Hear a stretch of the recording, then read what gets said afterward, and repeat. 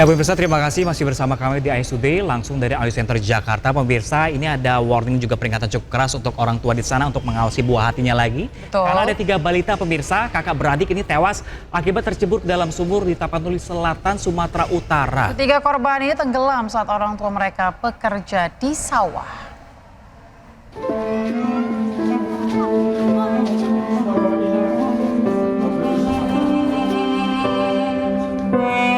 Tiga balita kakak beradik ini terbujur kaku di ruang tengah rumah mereka di Tapanuli Selatan, Sumatera Utara. Kedua orang tua mereka hanya bisa pasrah meratapi ketiga buah hati kesayangannya yang telah menjadi jasad dan pergi untuk selama-lamanya.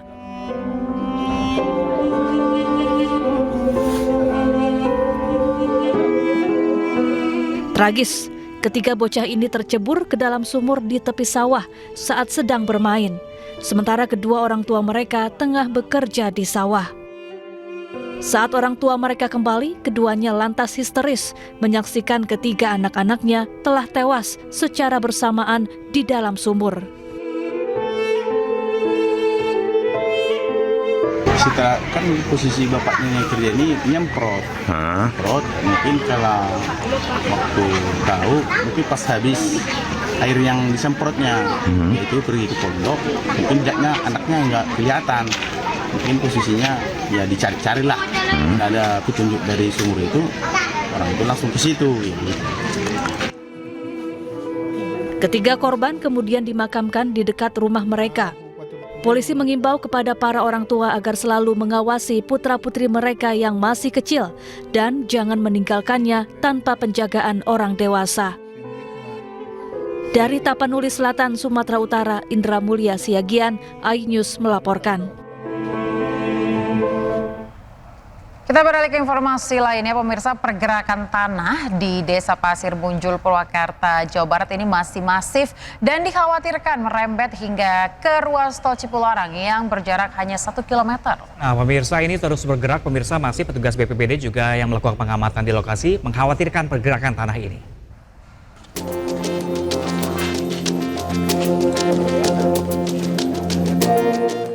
Pengamatan dan pengawasan terus dilakukan petugas BPBD dan tim gabungan di lokasi pergerakan tanah di Kampung Cigintung dan Sukamulya, Desa Pasir Munjul, Kecamatan Sukatani, Purwakarta, Jawa Barat. Pergerakan tanah dinilai sangat masif, bahkan mengakibatkan terus ambruknya bangunan rumah-rumah yang terdampak. Pusat Vulkanologi dan Mitigasi Bencana Geologi diharapkan segera lakukan asesmen terkait kondisi tanah karena lokasi pergerakan sangat dekat dengan akses tol Cipularang yang berjarak sekitar 1 km. Sehingga dikhawatirkan merembet ke objek vital tol Cipularang. Pengungsi Pak 3 berharap dari PPMBG segera untuk melakukan asesmen. Ini pergerakan tanahnya lumayan cukup masif. Tuh, sekarang nggak terjadi lagi.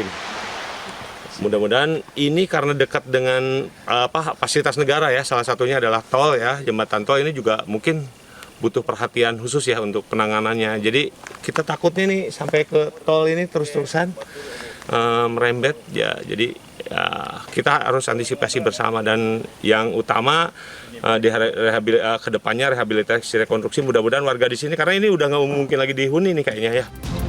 Sementara itu sebanyak 206 warga terdampak pergeseran tanah harus meninggalkan rumah mereka yang rusak. Dari Purwakarta, Jawa Barat, Irwan, iNews melaporkan.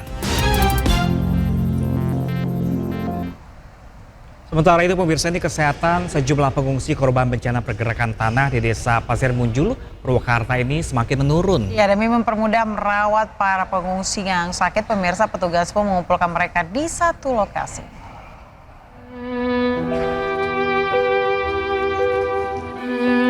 Satu persatu warga yang menjadi korban bencana pergerakan tanah di Desa Pasir Munjul, Purwakarta, Jawa Barat dibawa ke GOR Desa. Mereka mulai jatuh sakit karena mengungsi di area kantor desa dan rumah kerabat mereka. Demi mendata dan memberikan bantuan medis yang lebih layak, para korban yang sakit ini dikumpulkan di satu lokasi. Mama sakit ya, kaki. Badan, kakinya nggak enak. Nggak enak kakinya. Udah periksa Bu? Udah kemarin, udah bidan.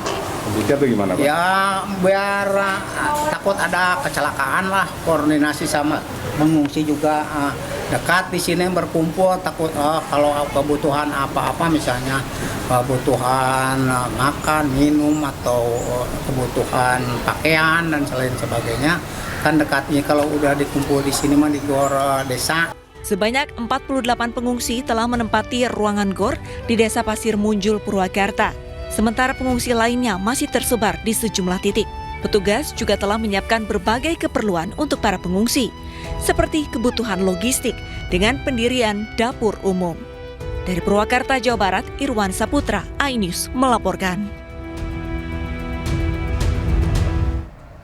Pemirsa, tidak hanya perumahan warga, imbas dari pergerakan tanah ini yang berada di Kabupaten Purwakarta, Jawa Barat, puluhan makam keluarga terpaksa dipindahkan. Nah, ini pemirsa, warga juga kesulitan mencari makam karena ternyata ini tanah sudah bergeser sejauh 30 meter pemirsa dari lokasi dimakamkan.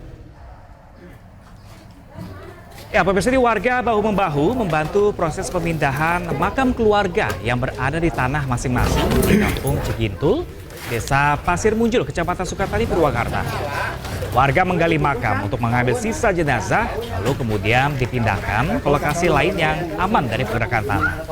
Bahkan pemirsa, sebagian warga ini kesulitan mencari makam karena ternyata tanah ini sudah bergeser sejauh 30 meter dari titik awal dimakamkan.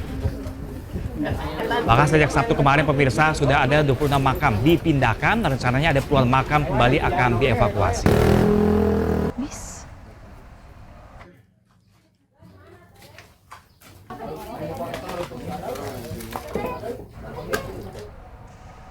Kita bergeser ke informasi lainnya pemirsa. Ini pemerintah menggandeng pihak swasta meluncurkan rumah subsidi berukuran super mini sebagai alternatif solusi perumahan bagi masyarakat berpenghasilan rendah di wilayah perkotaan. Ya, dan kita simak laporan jurnalis iNews pemirsa Adistia Rifa, Yudi Richard, dan Sadu Santo berikut ini.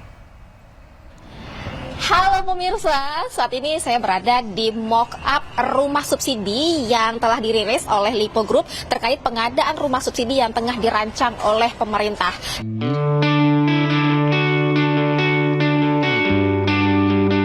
Kementerian Perumahan dan Kawasan Permukiman Republik Indonesia bersama Lipo Group baru-baru ini memamerkan prototipe rumah subsidi dengan ukuran super mini yang langsung mencuri perhatian publik.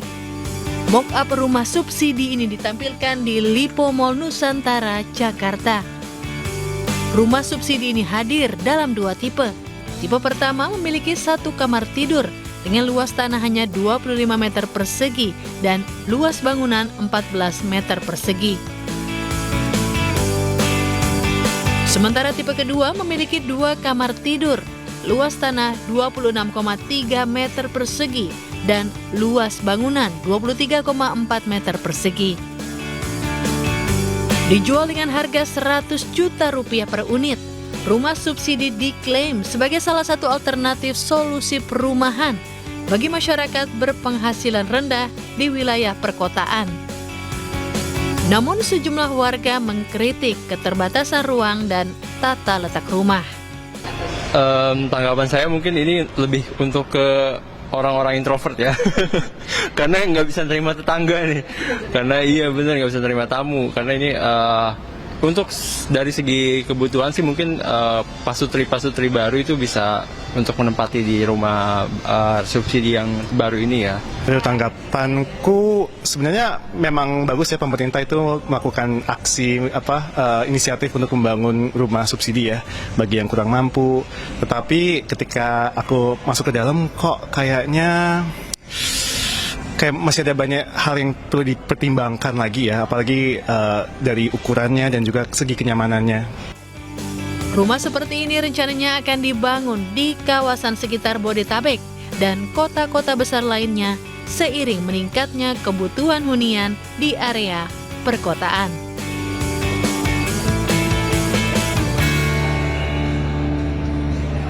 Untuk rumah ini nantinya akan dijual mulai dari harga 100 jutaan. Dari Jakarta, Adistia Rifa, Yudi Richard, dan Sadu Santo, iNews melaporkan. Ya ini 100 juta ya cukup lumayan ya kalau bisa dicicil juga ya. Betul apalagi juga untuk keluarga kecil karena termasuk rumahnya juga termasuk sangat mungil sekali ternyata pemirsa. Betul, sangat-sangat super mini ya. Tapi ya kalau kita lihat memang kebutuhan rumah bagi masyarakat khususnya di kota-kota besar ini sangat mungkin urgensinya tinggi ya. Apalagi kalau cari rumah di Jakarta mungkin itu tidak terjangkau mungkin untuk kalangan-kalangan pekerja bawahan ya. Nah ini juga mungkin akan menjadi concern pemerintah ya, atau mungkin akan mengevaluasi, atau kita lihat apakah masyarakat mungkin senang-senang saja begitu ya, yang penting punya rumah dan lain-lain sebagainya. Kita lihat nih respon masyarakat seperti apa pemirsa, karena ini rumah subsidi yang dirilis pemerintah baru ini juga berukuran 14 meter persegi dengan luas tanah ya 25 meter persegi pemirsa. Ya ini dijual dengan harga 100 juta rupiah per unit seperti yang tadi disampaikan, dan ini menimbulkan pro kontra di masyarakat, dan berikut tanggapannya. Kalau saya sih nggak setuju ya, secara akhirnya tambah kecil. Jadi menurut saya kalau dibilang layak sih layak, cuman menurut saya hanya kekecilan saja sih. Harusnya tetap seperti rumah sederhana yang sebelumnya pemerintah pernah menggaung-gaungkan itu. 100 juta kalau gajinya sekitar 6 atau 7 juta, mungkin 100 juta bisa. Tapi kalau di bawah 6 juta itu tidak memungkinkan. Berarti abang tidak setuju dengan? Tidak setuju dengan subsidi rumah subsidi komitmen ini. Enggak deh, enggak. Idealnya untuk berkeluarga sebenarnya ukurannya berapa, Mbak? Itu kalau aku ya, karena aku anakku banyak, 6 sama suami dia 8 orang. Itu berapa itu? Berapa meter itu? Pokoknya segitulah. Enggak, pokoknya kalau yang tadi itu enggak, kalau aku enggak muat. Enggak muat, berarti. Ya, dan sepertinya kalau punya anak 6 nggak cocok ya. Ini ya. Lebih 2 unit kayaknya. Iya, mungkin untuk single atau yang baru menikah saja kali ya, cukup. Keluarga kecil ya. Keluarga kecil itu juga sepertinya udah mulai sedikit sumpek, apalagi ada beberapa unit yang katanya keluar masuk sirkulasi udaranya dan juga mataharinya kurang. Tapi ada solusi untuk pemerintah juga bagus juga sih, untuk keluarga-keluarga kecil mencari rumah hunian di kota-kota besar. Ya lagi-lagi kita serahkan kepada masyarakat dan juga pilihan ya. Pemerintah ini kan ada pilihan masing-masing ya. Baik, kita ke informasi selanjutnya pemirsa, di mana Gubernur Jawa Barat Deddy Mulyadi ini mengecam aksi Kasmari, Kepala Desa Karangsari, Kecamatan Weru, Kabupaten Cirebon, yang bagi-bagi uang atau nyawer di klub malam. Nah pemirsa, ini selain mempertanyakan sumber uang yang digunakan, Deddy Mulyadi juga meminta inspektorat segera memeriksa Kasmari.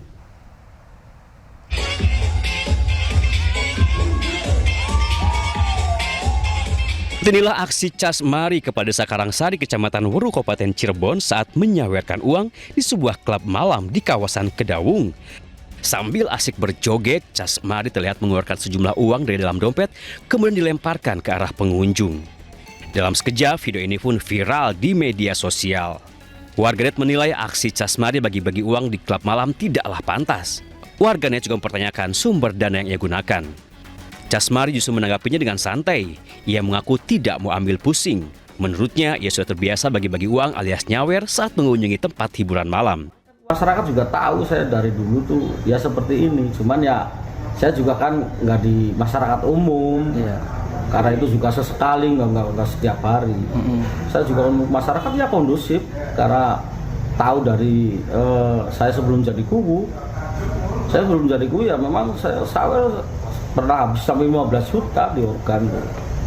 Apalagi di situ baru 1 juta 2 juta lah paling. Dan saya juga usaha sendiri, saya belum jadi kubu juga, mobilnya 3, rumahnya udah banyak, usahanya ada. Ya itu sih orang yang nggak seneng aja. Pasca videonya viral, Gubernur Jawa Barat Deddy Mulyadi angkat suara. Pejabat yang akrab sapa KDM itu menegaskan aksi Kasmari tidak memberikan contoh yang baik dan melanggar kode etik. Menurut KDM, sebagai kepala desa, Kasmari seharusnya menjaga etika dan perilaku. KDM juga meminta inspektorat untuk segera memeriksa Kasmari untuk menyelidiki sumber dana yang digunakan. Ada kuwu di Cirebon nyawer di diskotik katanya. Kalau diskotik di sisi kota Saeutik mungkin ya menimbulkan kehebohan. Dan menurut saya sih memang sebaiknya tidak dilakukan. Dan saya sudah meminta kepada Kepala Inspektorat, Kepala Badan Pemberdayaan Masyarakat Desa Kabupaten Cirebon untuk melakukan pemeriksaan. Yang pertama dari sisi etik, yang kedua dari sisi penggunaan uangnya, uang yang dipakai nyawernya uang apa coba. Dan kalau Inspektorat dan Badan Pemberdayaan Masyarakat Desa tidak melakukan itu, maka kami akan menunda bantuan keuangan gubernur untuk desa di Cirebon. Sementara itu, Dinas Pemberdayaan Masyarakat dan Desa telah memanggil Casmari untuk diminta keterangan. Pemerintah akan menyiapkan sanksi tegas sesuai aturan yang berlaku jika yang bersangkutan mengulangi perbuatan yang sama di kemudian hari. Tim Liputan iNews melaporkan. Ya nyawer di diskotek emang gimana ya? Apalagi kalau Anda sebagai pejabat pemerintahan. Emang sih manusia juga butuh hiburan, mungkin ya lumrah lah ke hiburan malam. Cuman ya kalau nyawer di diskotek itu loh yang ternyata agak aneh pemirsa. Kenapa nggak nyawer ke desa-desa, warga desa yang membutuhkan? Lebih baik lagi. Iya betul sekali. Mungkin ini bisa jadi pelajaran ya untuk pejabat-pejabat lainnya. Publik kan ternyata harus memberikan contoh yang baik untuk masyarakat. Harus memberikan contoh yang baik selain menjadi perwakilan rakyat. Gitu loh, juga mencontohkan hal yang baik juga untuk masyarakat juga. Dari rakyat ke rakyat. Semoga tidak terjadi lagi ya, apalagi sampai viral ya. Baik, kita ke informasi lainnya pemirsa, masih di Jawa Barat di mana Pemprov Jawa Barat ini memiliki tunggakan utang ke BPJS sebesar 300 miliar rupiah. Nah ini pemirsa, menurut Gubernur Deddy Mulyadi, utang tersebut merupakan utang kabupaten kota yang belum dibayarkan gubernur sebelumnya.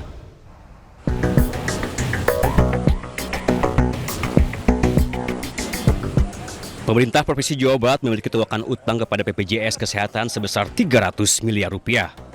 Hal ini diungkap Gubernur Jawa Barat Deddy Mulyadi saat mengunjungi Rumah Sakit Hasan Sadikin Bandung. Orang yang akrab sapa KDM ini menjelaskan utang 300 miliar ini merupakan utang BPJS Kabupaten Kota yang belum terbayarkan pada kepemimpinan Gubernur Jawa Barat sebelumnya. Pemprov Jabar ternyata punya tunggakan hutang BPJS 300 miliar. Itu terhadap kabupaten kota. Nah itu terjadi tahun anggaran sebelum saya pimpin. Makanya tadi saya komplain ke teman-teman Bapeda, Kepala Dinas Kesehatan. Kenapa sih dulu ketika kita punya uang fiskal yang sangat cukup lebih banyak hibah dibanding bayar kewajiban pemerintah BPJS. Kan ini rawan kalau kabupatennya tidak bayar, itu bisa stop pelayanannya. Nah ini yang akan segera saya ambil keputusan. Karena itu kewajiban yang harus dibayar. Deddy Mulyadi juga menjelaskan jika tunggakan BPJS tidak segera dibayarkan, maka akan berpengaruh pada pelayanan BPJS kepada masyarakat. Dari Bandung, Jawa Barat, Ervan David, iNews melaporkan. Ya pemirsa, kuasa hukum Jokowi mendesak Polda Metro Jaya segera menaikkan status kasus tudingan ijazah palsu milik Jokowi ke tahap penyidikan. Ya pemirsa, jangan kemana-mana, informasi selengkapnya akan kami hadirkan usai jeda, tetaplah di iNews Today.